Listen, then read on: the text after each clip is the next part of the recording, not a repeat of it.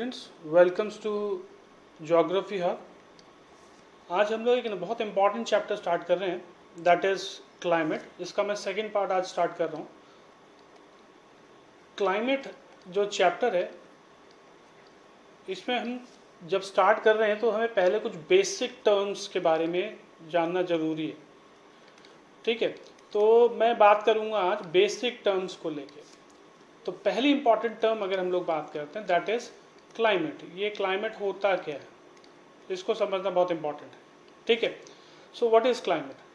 Climate basically क्या होता है, that is sum of total weather conditions. Weather conditions ये काफ़ी इंपॉर्टेंट रहेगा। साथ ही साथ ये काफ़ी बड़े एरिया को, यानी कि ये लार्ज एरिया को कवर करता हुआ है। ठीक है, कोई भी एरिया हो उसका लार्ज एरिया कवर करता है, और ये लॉन्ग ड्यूरेशन इसका यानी लॉन्ग टाइम होता है, यानी कि अप्रॉक्स हम लोग मान कर चले दैट इज 30 ईयर्स। ठीक है, जबकि हम लोग बात करें वेदर को लेके, तो वेदर जो है, वेदर बेसिकली होता क्या है, जैसे मैंने ऊपर अभी आपको बोला the sum of weather conditions, ये तो सम हो गया। ठीक है, ये क्या होगा कि ये बेसिकली अगर बात करें तो किसी point of time, particular point of time में जो कंडीशंस होती हैं उसकी बात कर रहे हैं, जो कंडीशंस होती हैं उसकी बात कर रहे हैं। ठीक है, अनदर थिंग, ये स्मॉल एरिया कवर करता है, इसमें स्मॉल एरिया कवर होता है। जबकि इसकी बात करें ड्यूरेशन को लेके, तो ये काफ़ी शॉर्ट ड्यूरेशन का होता है, शॉर्ट ड्यूरेशन। ठीक है, शॉर्ट ड्यूरेशन का मतलब हो गया डे टू डे, ये डे टू डे के अंदर होता है। ठीक है, so that is the most essential thing कि हमें पहले ये पता होना चाहिए कि क्लाइमेट और वेदर में डिफरेंस क्या होता है। ठीक है, सो आई होप आपको ये चीज़ समझ में आएगी कि वेदर और क्लाइमेट में क्या डिफरेंस होता है। एग्जाम्पल के तौर पे अगर आप देखो कि मैंने बोला I am talking about Rajasthan, तो राजस्थान की जब बात करेंगे तो वो होगा उसका क्लाइमेट। ठीक है, लेकिन मैंने जयपुर लिया तो वो हो गया उसका वेदर। फाइन, तो पूरे राजस्थान की बात कर रहे हैं तो हम लोग क्या बोलेंगे उसको क्लाइमेट कंडीशन। तो कैसी क्लाइमेट कंडीशन है, हॉट है। और अगर मैं स्पेसिफिकली जयपुर की बोल सकता हूँ तो इट मे बी पॉसिबल, यहाँ पर मैं बोलता हूँ आज ह्यूमिडिटी है। ठीक है, एक चीज़ और इम्पोर्टेंट समझना कि क्लाइमेट और वेदर, इन दोनों के कुछ स्पेसिफिक फीचर्स होते हैं। फीचर्स का मतलब एलिमेंट्स होते हैं। तो वो जो एलिमेंट्स हैं वो कॉमन है। कॉमन जैसे मैं बोल सकता हूँ विंड हो गया, ह्यूमिडिटी हो गया, टेम्परेचर हो गया, क्लाउड हो गया, ये बेसिकली कॉमन फैक्टर्स होते हैं। ठीक है, अब हम चलते हैं नेक्स्ट चीज़ पे, दैट इज कोरिलियस फोर्स, जिसको हम लोग फेरेल्स लॉ भी बोलते हैं। ठीक है, जब हम फेरेल्स लॉ के बारे में देख रहे हैं तो फेरेल्स लॉ को समझने से पहले हमें ये चीज़ क्लियर करनी है कि फेरेल्स लॉ है क्या, किससे रिलेट करता है। तो पहली चीज़ ध्यान रखनी है आपको कि that is related to the earth rotation. Earth के रोटेशन से इसका रिलेशन है। ठीक है, तो क्या होगा कोरिलियस फोर्स में, ये जो अर्थ का जो पार्ट है, मैं अभी जो आपको बता रहा हूँ दैट इज कि ये जो पार्ट है, दिस वन, दिस पार्ट, ये जो पार्ट हो गया, ये क्या है, इक्वेटर हो गया। ठीक है, इक्वेटर के पास ही आपको यहाँ मेंशन किया मैंने, that is intertropical convergence zone. तो ये ग्रीन लाइन जा रही है, दैट इज इक्वेटर। इसके जस्ट ऊपर का जो एरिया है that is intertropical convergence zone, जिसको हम लोग ITCZ भी बोलते हैं। इसकी डिटेलिंग आगे जरा लेंगे। नाउ इसमें क्या होता है कि जो ट्रॉपिक ऑफ कैंसर या ट्रॉपिक ऑफ कैप्रिकॉर्न का जो एरिया है, इससे विंड्स टूवर्ड्स किधर मूव करती है, टूवर्ड्स द ITCZ की तरफ, या रफली हम कहें तो इक्वेटर की तरफ मूव करती है। ठीक है, बट एग्जैक्ट इक्वेटर नहीं है।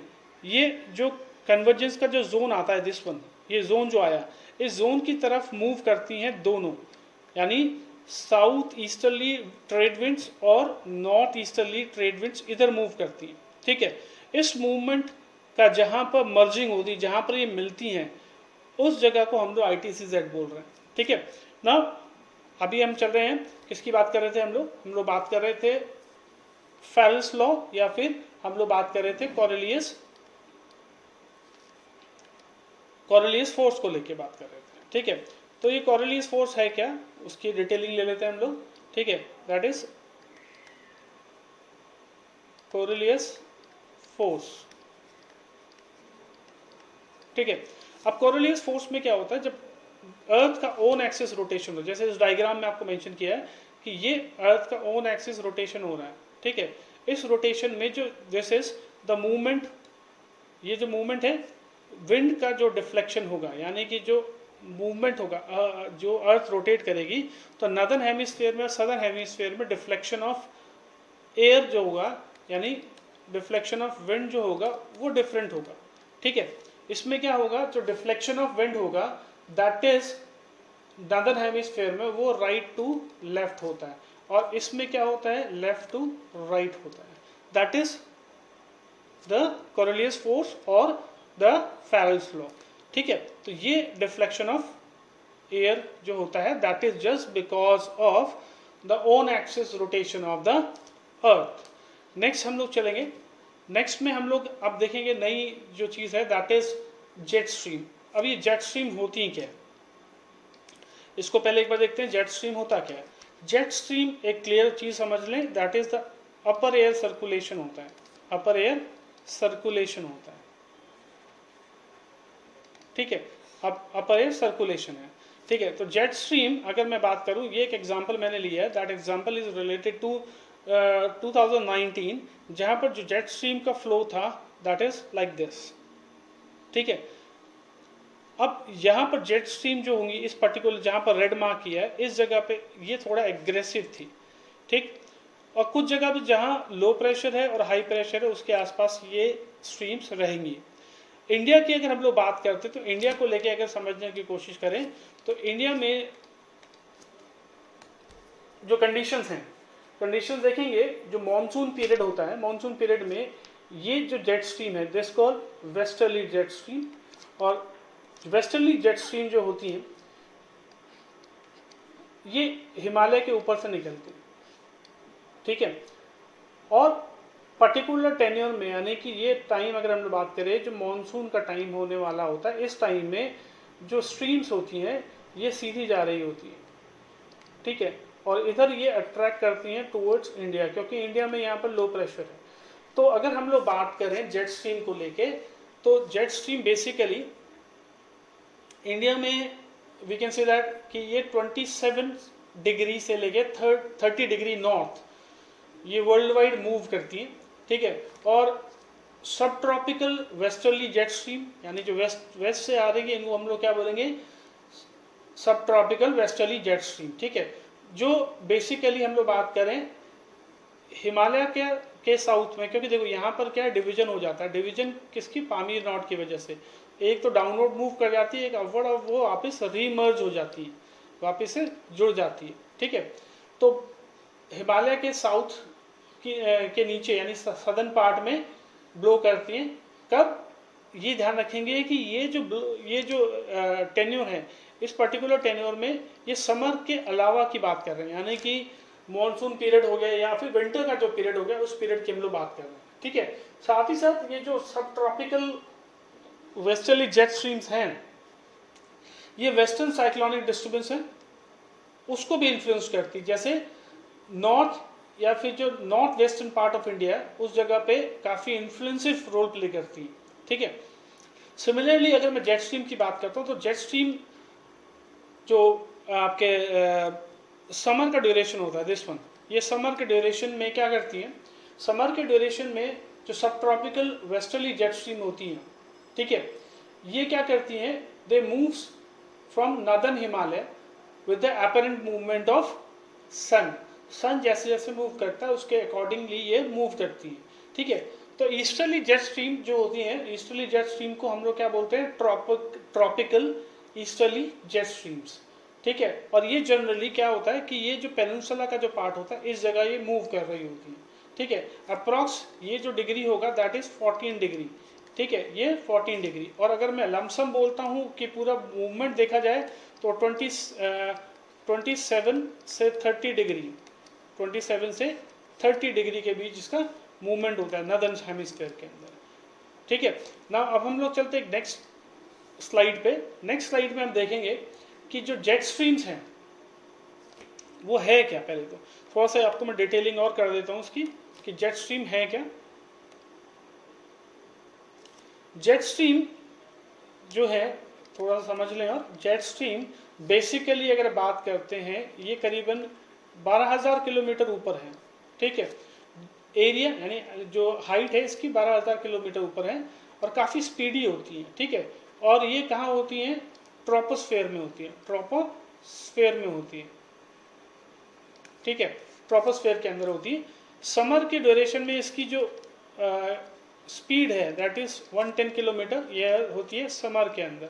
ठीक है, देन अगर हम लोग बात करें विंटर के अंदर तो विंटर में इसकी स्पीड 184 किलोमीटर पर आवर होती है, that is in the winter. ठीक है, सो यहाँ पर समझने की बात यही है कि जो जेट स्ट्रीम है काफ़ी इंपॉर्टेंट रोल प्ले करती है। तो jet stream Indian climatic conditions को काफ़ी इन्फ्लुएंस करती हैं। ओके, नाउ अब हम चलते हैं नेक्स्ट आगे।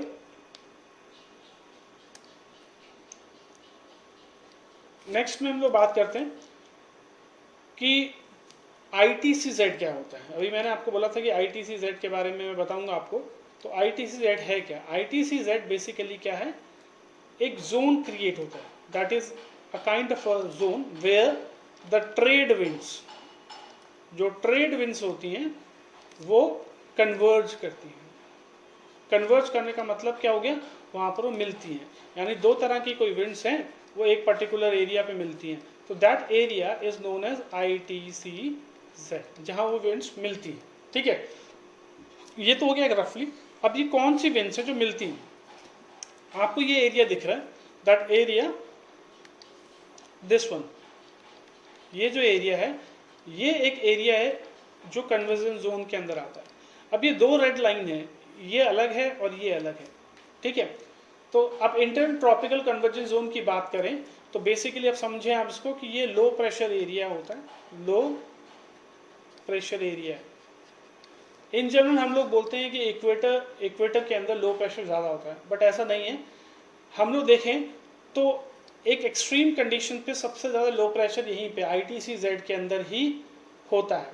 ठीक है, तो ITCZ की अगर बात करें तो जो लो प्रेशर क्रिएट हो रहा है वो इक्वेटोरियल लैटिट्यूड्स पे हो रहा है, जहाँ पर we can say that north east या south east winds get converge, जो ऊपर से आने वाली विंड्स और ये साउथ से आने वाली विंड्स जो है कन्वर्ज होती है। So this convergence zone lies more or less parallel to equator.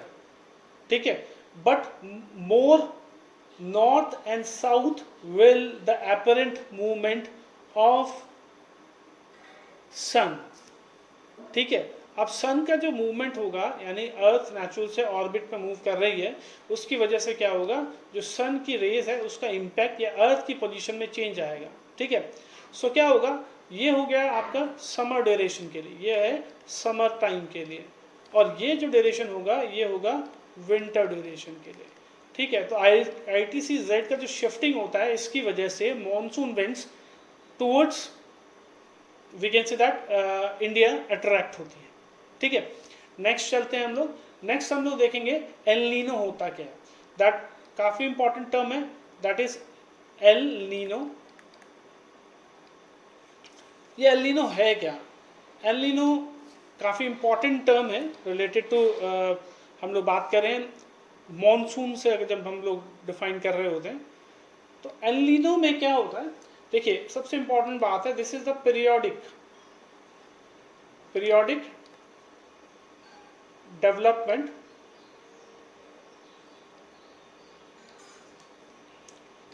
Development of warm ocean current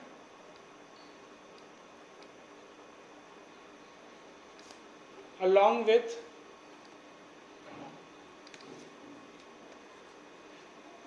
Peru Peru का जो लोकेशन है ये साउथ अमेरिका का पार्ट है और यहाँ पेरू का लोकेशन बनता है, ठीक है। Peru as a temporary replacement, ये टेम्परेरी रिप्लेसमेंट होता है, ठीक है। क्या होता है इसमें, ऑफ द कोल्ड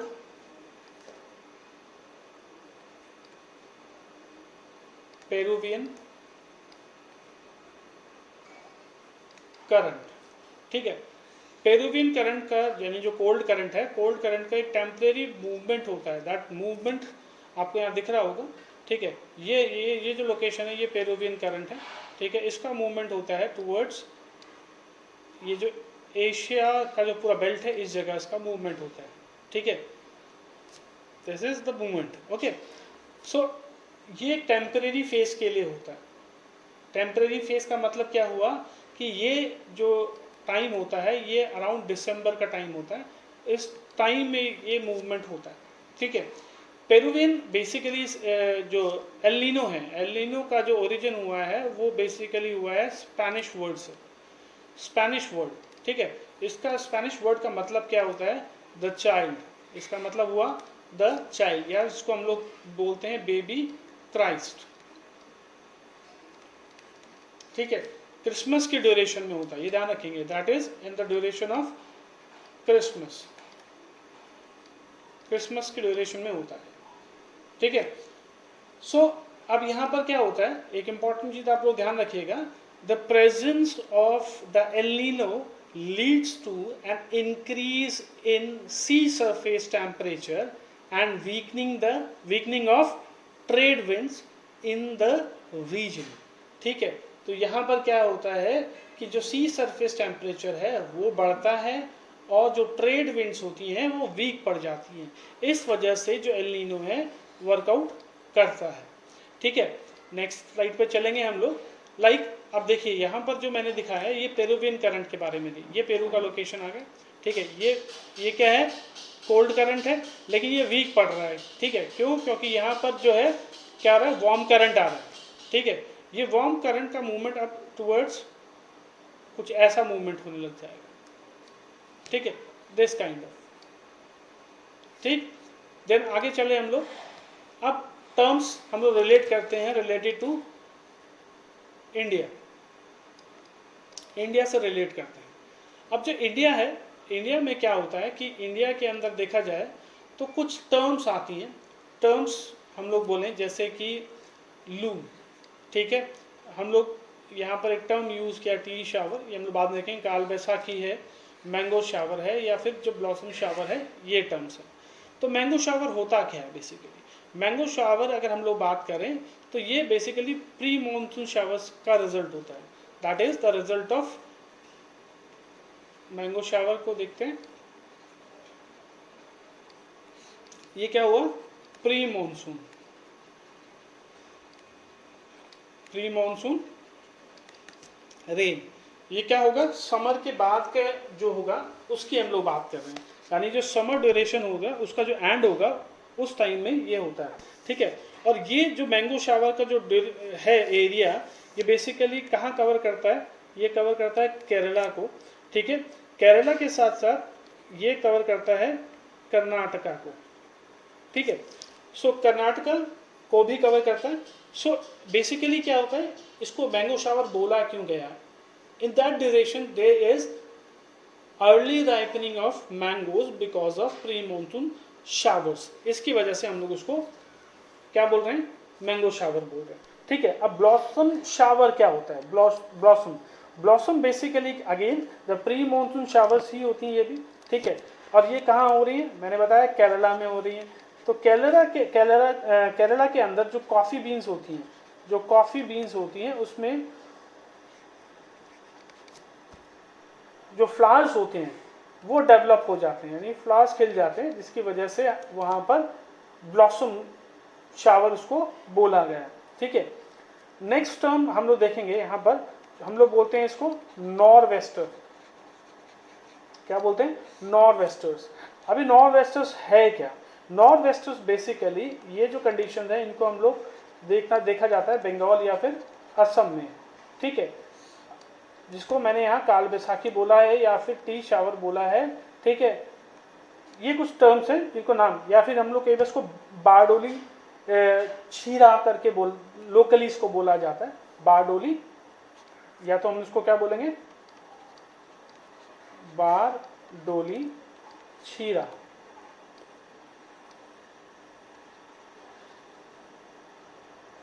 ठीक है। बारडोली छीरा इसको बोलते हैं, ठीक है। इन नॉर्थ वेस्टर को एक और नाम मैंने बताया कि क्या बोलते हैं हम लोग, काल बैसाखी भी बोल रहे हैं। वो हम लोग कहाँ बोल रहे हैं, बंगाल के अंदर, ठीक है, काल बैसाखी। अब ये है क्या बेसिकली, देखिए बैसाख का टाइम होता है, बैसाख का मतलब हो गया दैट इज अराउंड अप्रैल, बैसाखी जब होती है अप्रैल के टाइम की बात कर रहे हैं, ठीक है।